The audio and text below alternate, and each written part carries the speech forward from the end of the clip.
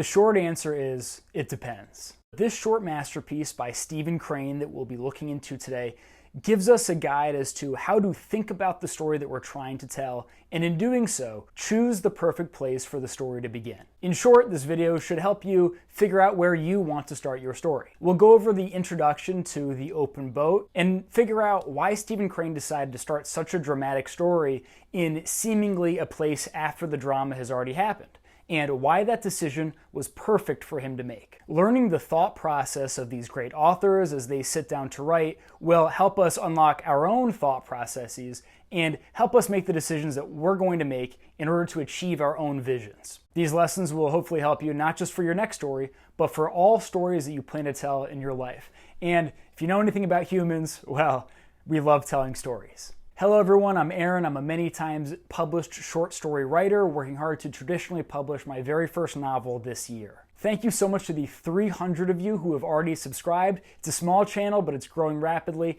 And remember, if you haven't subscribed yet, that's the best way to help this channel out. So if you feel inclined, please subscribe. We've got a lot more videos coming your way. And now, let's jump right into the text. All right, I'll do another video about The Open Boat at some point because it's such a great story. But for now, we're just going to be looking at the introduction. So Stephen Crane, we see that he only lived to be 29 years old. Tragic tale for another time. A tale intended to be after the fact, being the experience of 4 men from the sunk steamer, Commodore. So already we note at the beginning of the story that this is a story after another story that presumably the people of this time period know about, which is the sunk steamer, Commodore. Presumably the original story is, how did the boat sink? None of them knew the color of the sky. Their eyes glanced level and were fastened upon the waves that swept toward them. These waves were of the hue of slate, save for the tops, which were of foaming white. And all of the men knew the colors of the sea. The horizon narrowed and widened, dipped and rose, and at all times its edge was jagged with waves that seemed thrust up in points like rocks. Many a man ought to have a bathtub larger than the boat which here rode upon the sea. These waves were most wrongfully and barbarously abrupt and tall, and each froth top was a problem in small boat navigation. All right, so we get a bunch of stuff about the characters who are lying in this lifeboat. The most important thing here, though, I think, is the captain. The injured captain, lying in the bow, was at this time buried in that profound dejection and indifference which comes, temporarily at least, to even the bravest and most enduring when, willy-nilly, the firm fails, the army loses, the ship goes down.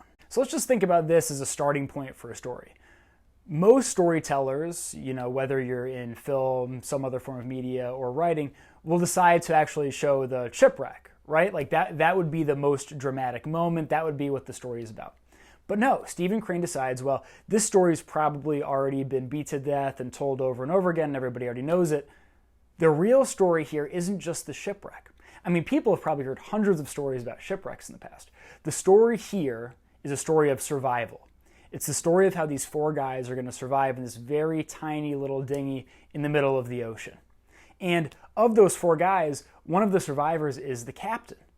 Now, you've heard the phrase, the captain must always go down with the ship. Well, this injured captain didn't. Somehow he survived. And now he has to live with the fact that he abandoned his ship to the ocean and that he abandoned his crew members to their watery graves. The fact that the captain survives this instance gives us a lot of room for some more drama, or at least for us to take a deep dive into this leader, who survives after the army, so to speak, has been defeated. It's an interesting decision for Stephen Crane to make, but it was a perfect decision because of this fact.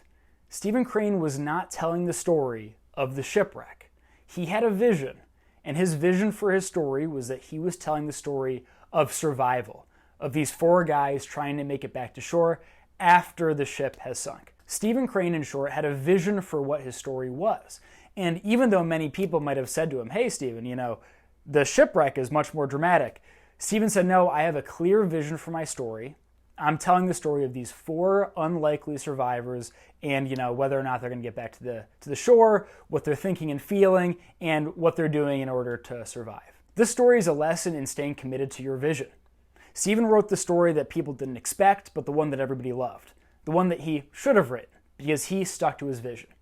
So what can we learn from this? First of all, when you sit down to write a story, the first question to ask is this: what story am I trying to tell? You might even want to write down the answer to that question. Now, it may sound a little bit silly, But through the process of writing your short story or your novel or whatever it is you're writing, you're going to have a lot of thoughts and feelings that come into your head. You're going to have probably conversations about what you're writing. You're going to talk with people, and you might decide to go in a different direction and then another direction and then zigzag into a different direction. And then by the time you finish your story, you're completely lost. You have no idea what it was that you wrote because you were affected by the whims of the time. Remember, you're the one telling the story. I can't tell you how many times I've interacted with artists or writers in some sort of workshop setting or some sort of tutoring space where they've been convinced by somebody else to tell a kind of story that they don't really want to tell.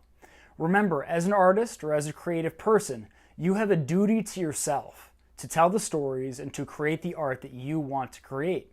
Imagine if Stephen Crane had been dissuaded and instead told the story that everybody else was telling. Still a good story, but we would have been deprived of The Open Boat, which is a masterpiece in and of itself, despite its short length. The way you honor yourself as a creative person is to identify clearly your vision and then stick to your vision and see it all the way through. If it turns out to be not great, oh well, at least you tried and you learned something. But this is how artists create things that really have lasting, impactful value.